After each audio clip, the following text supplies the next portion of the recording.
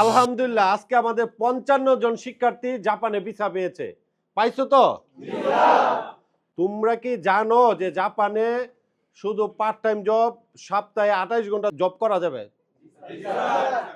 তোমরা কি অবগত আছো জাপানে গিয়ে হচ্ছে তোমাদের সপ্তাহে 5 দিন হচ্ছে ক্লাস করতে হবে 4 ঘন্টা? তোমরা কি অবগত আছো নিজের রান্না নিজে করে খেতে হবে? তোমরা কি অবগত আছো ওই জাপানে যাওয়ার পর নিজের হোটেলে খাইতে হবে?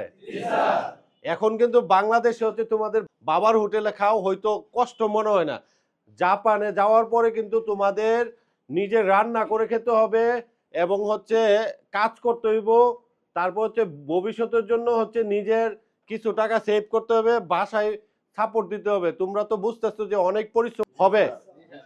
সান জাপানিজ কি তোমাদেরকে এই বিষয়ে অবগত করছে যে জাপানে গিয়ে জাপানে পরিশ্রম করতে হবে এবং নিজের বিষয়ে যেমন হচ্ছে নিজেরটা নিজে চলতে হবে, নিজের টাকা দিয়ে নিজে চলতে হবে এবং হচ্ছে ফিউচারে নিজে ইউনিভার্সিটি পাওয়ার জন্য নিজেকে পরিশ্রম করে টাকা ইনকাম করতে হবে। এটা কি জানো? বাড়ির থেকে কিন্তু টাকা নেওয়া যাবে না। তাহলে কি করতে হবে? নিজে পরিশ্রমী হইতে হবে। তার কারণে আমরা কি করছি, N4 বাধ্যতামূলক করাইছে। যারা অলরেডি জাপানে আছে তারাও জানে যে N3 পর্যন্ত কইরা যাওয়ার জন্য তোমাদের পরামর্শ দিচ্ছে। কারণ একটাই, যে হচ্ছে যাতে জাপানে যাওয়ার পরে তোমরা যাতে সমস্যা না পড়ো। আমরা কিন্তু এই যে তোমাদের আজকে পর্যন্ত ক্লাস করাইছি, তোমরা জাপানে যাওয়ার পরে বুঝবা যে কেন আমরা ক্লাসগুলো করাইছি।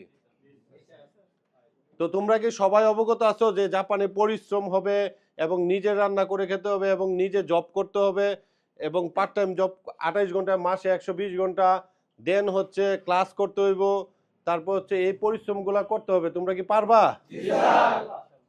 ইনশাল্লাহ আশাবাদী যে তোমরা জাপানে গিয়ে ভালো কিছু করবা।